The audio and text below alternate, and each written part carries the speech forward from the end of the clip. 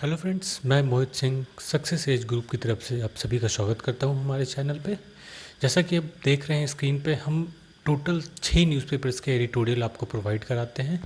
आपको फ़िलहाल मैं द हिंदू, इंडियन एक्सप्रेस और टाइम्स ऑफ इंडिया के जो भी एडिटोरियल्स हैं या तो फिर इम्पॉर्टेंट न्यूज़ है, मैं उन सारे का अभी आपको एक ब्रीफ में डिस्क्रिप्शन दूंगा और उसके अनुवाद भी करूंगा।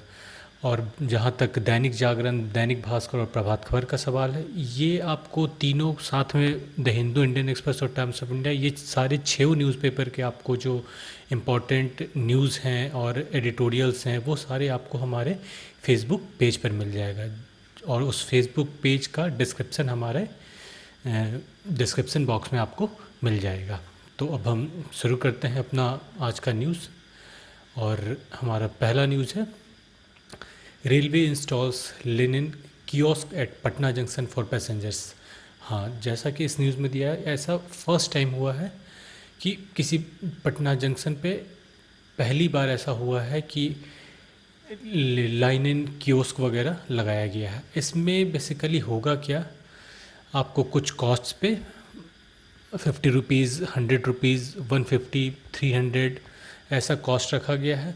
आपको लाइनें बेड सेट्स मिलेंगे, साथ ही में आपको टॉयलेट सीट कवर मिलेंगे, आपको मास्क मिलेंगे, हैंड ग्लव्स मिलेंगे और भी कुछ कोविड-19 रिलेटेड आइटम्स जो हो गया, सैनिटाइजर्स वगैरह हो गए, उस तरीके की चीज़ें आपको मिलेंगी। हाँ, ये सारे यूज़ एंड थ्रो वाले आइटम रहेंगे। बट मेरा जहाँ तक मानना है, रेलवे को एक कुछ अल्टरनेट इस बारे में सोचना चाहिए कि मतलब यूज़ एंड थ्रो कहाँ करें।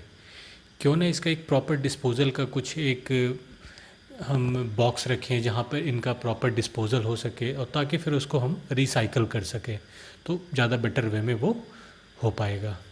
चलिए अब हम अगले न्यूज़ पे बढ़ते हैं। Face of with China not a reason. जैसा कि अभी वेव पूरा है कि बायकॉट चाइना को लेकर के, तो यहाँ पर बेसिकली ये न्यूज़ है आपको, पटना में जो महात्मा गांधी सेतु है उसके ठीक पैरेलल में एक रोड, ये ओवरब्रिज बन रहा है। उस ओवरब्रिज को बनाने को लेकर के जैसे टेंडर जो अलॉट हुआ, उसमें से कुछ चाइनीज़ कंपनीज भी पार्टनरशिप में थे। अब वो टेंडर उन लोगों से एक तरीके से छीन लिया गया है और फिर से टेंडर अनाउंस किया जाएगा। तो वैसे तो जो ऑफिशियल्स हैं उनका कहना है कि कुछ टेक्निकल रीजंस हैं जिसकी वजह से ये टेंडर छीना गया है। ऐसा कुछ भी नहीं है कि बैकवर्ड चाइना का जो वेव है उसमें हमने दबाव में आकर के, मतलब पब्लिक प्रेशर में आकर के हमने ऐसा डिसीजन नहीं लिया है, बल्कि कुछ टेक्निकल ग्लिचेस थी जिसकी वजह से ये नहीं हो पा रहा है। हम अगले न्यूज़ पे आते हैं। Experts for revival of endangered food grains. यहाँ पर बेसिकली इस न्यूज़ में आपको जो बिहार के इंडेंजर्ड फूड ग्रेन्स हैं, प्लांट्स हैं, उनके बारे में बताया है कि वो लगभग अब एक्सटिंक्ट की कंडीशन पर आ चुके हैं। कुछ तो लगभग एक्सटिंक्ट हो भी चुके हैं। इसमें खासकर आपको फूड ग्रेन्स जैसे कोडो, मरुआ, जनेर, ज्वार, कौनी, इन सब के बारे में बताया गया। समा, ये सब बताया गया है कि इनके क्या मेडिसिनल वैल्यूज़ थे, ये कितने इम्पोर्टेंट थे पहले के डाइट में। इवन कुछ राइस के टाइप्स जैसे आपको कलावा, फिर आपको नवारा रेड राइस है, आपको उसी तरीके से कवाला, ये कलावती, सॉरी कवाला नहीं, कलावती, कलावती जो है, ये सब। और इनके मेडिसिनल वैल्यू भी आपको इस आर्टिकल में देखने को मिल जाएंगे कि कलावती का क्या मेडिसिनल वैल्यू है, फिर आपको नवारा का क्या मेडिसिनल वैल्यू है, और भी कुछ प्लांट्स के बारे में दिया हुआ है कि कौन कौन से इंडेंजर्ड प्लांट जैसे महुआ, बड़हार, आपको फिर अश्वगंधा, सुमलू, ये सब सारे जो हैं आपको इंडेंजर्ड प्लांट्स हैं। तो कहीं ना कहीं इनको बचाने की ज़रूरत है।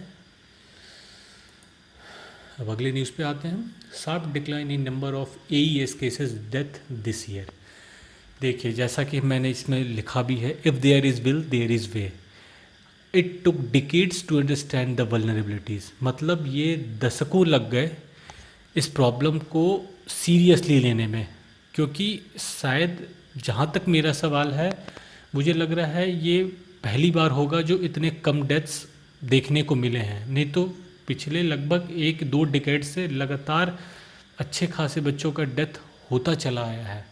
और ये कम्प्लीटली कहीं ना कहीं नेगलेक्ट था ही, इसमें कोई दो राय नहीं है। और इस बार ये आर्टिकल में बेसिकली ये बताया गया है कि किस तरीके से प्रॉपर प्लानिंग और कोऑर्डिनेशन के वजह से ये जो हम एईएस डेथ्स जो है उनको कम कर पाए हैं। उसमें आपको कुछ प्लानिंग्स सारे आपको आर्टिकल्स में दिए हुए हैं, जैसे कि आपको जो हेल्थ वर्कर्स हैं वो पहले से ज़्यादा इक्विप्ड थे।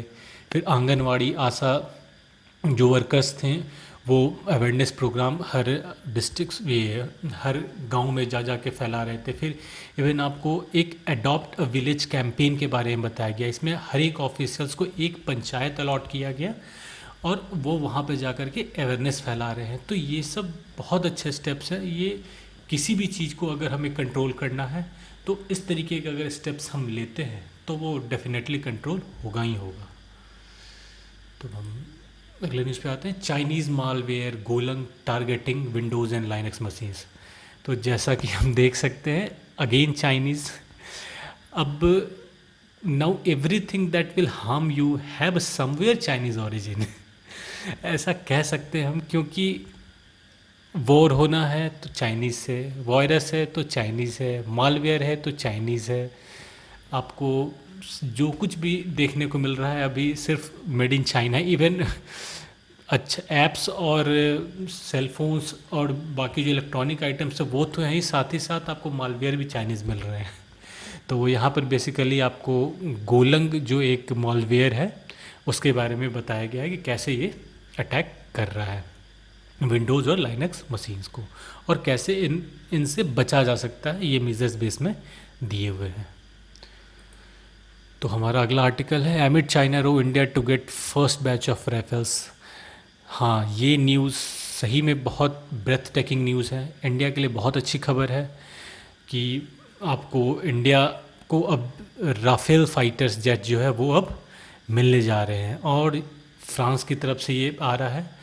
इसमें बेसिकली इम्पॉर्टेंट ये जो meteor air to air missiles है और स्कैल्प क्रूज़ मिसाइल्स हैं, ये खासकर इसमें बहुत ही ज़्यादा इम्पॉर्टेंट है कहीं ना कहीं, क्योंकि ये ऐसे कुछ मिसाइल्स, ये वैसे मिसाइल्स हैं जो अभी चाइना और पाकिस्तान के पास भी नहीं है। इवन ये न्यूक्लियर कैपेबल ये आपको जेट्स हैं, ये भी एक बहुत अच्छी खबर है। तो खैर वो तो कॉमन है, बट ये जो आपको मीटियोर मिसाइल्स और स्कैल्प क्रूज मिसाइल्स जो है जिनका स्पीड आपको मैक 4 है, जो कि बहुत ज़्यादा स्पीड होता है, तो ये अभी चाइनीज़ और पाकिस्तानी इनके पास भी नहीं है। तो कहीं ना कहीं ये बहुत अच्छी खबर है। और वैसे अभी आपको 4 आ रहे हैं, चांसेस है कि 2 और आए, मतलब 6 टोटल बैच फर्स्ट बैच में, ये जो इस बैच में जो आना है वो टोटल 6 आना है। बाकी हम देखते हैं कितना आता है। हाँ, अगला न्यूज़ है हमारा jobs are back but lost income could hurt millions. हाँ, यहाँ पर ये बताया जा रहा है कि जॉब्स तो वापस आ गए। जैसा कि हमने देखा कि अब आपको जो अनएम्प्लॉयमेंट रेशियो है वो फिर से प्री लॉकडाउन लेवल पे पहुंच चुका है। 8.2 या 8 पॉइंट समथिंग इस तरीके से प्री लॉकडाउन लेवल पे पहुंच चुका है।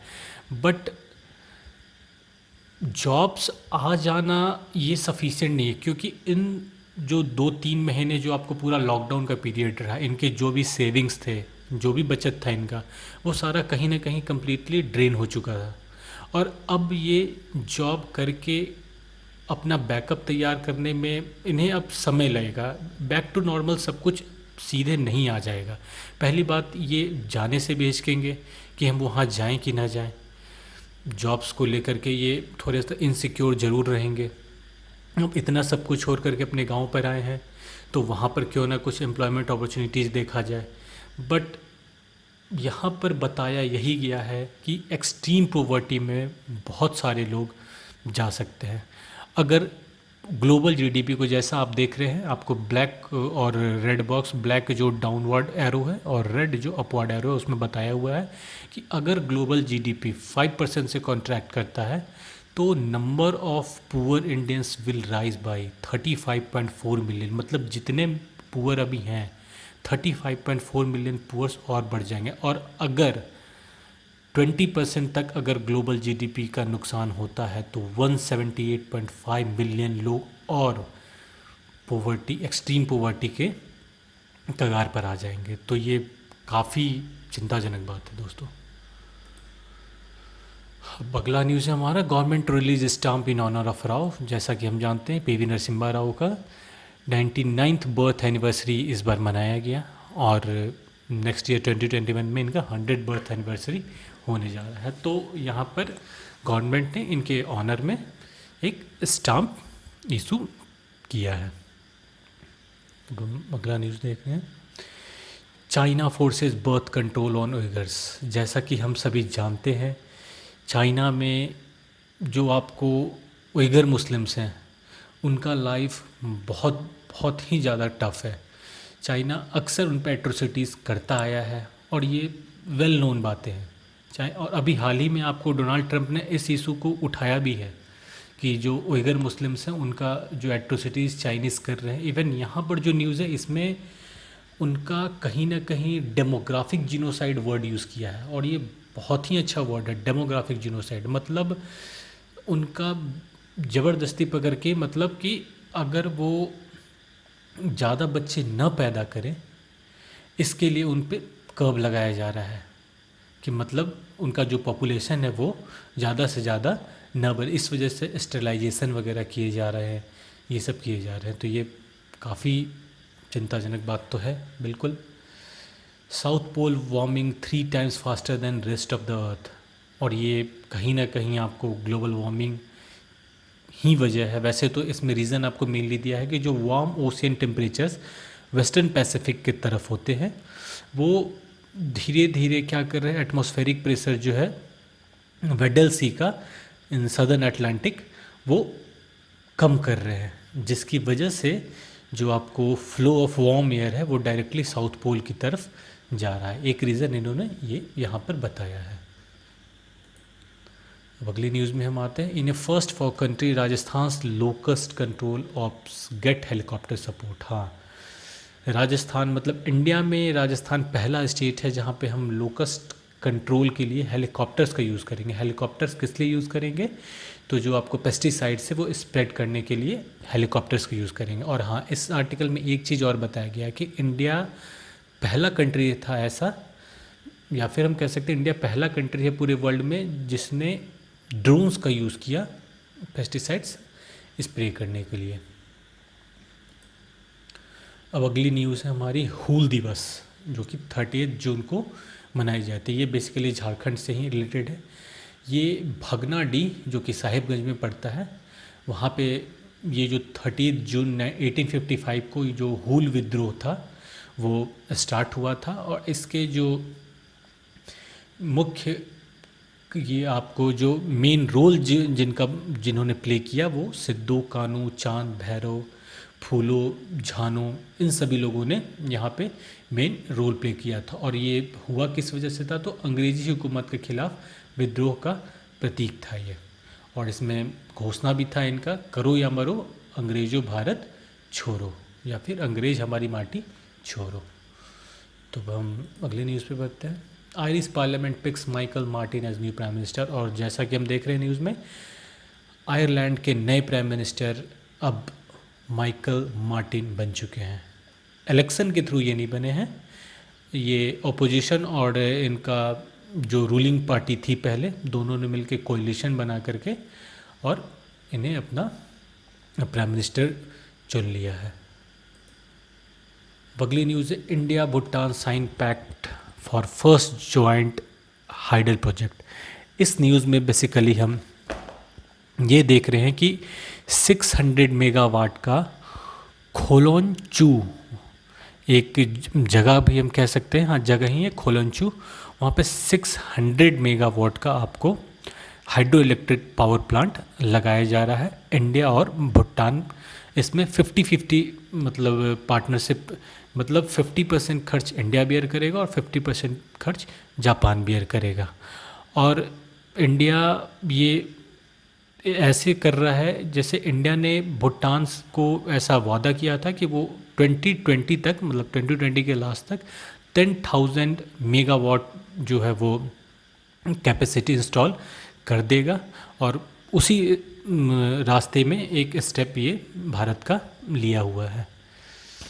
तो अब हम अगले न्यूज़ पे चलते हैं। Portal for street vendors loan schemes launched.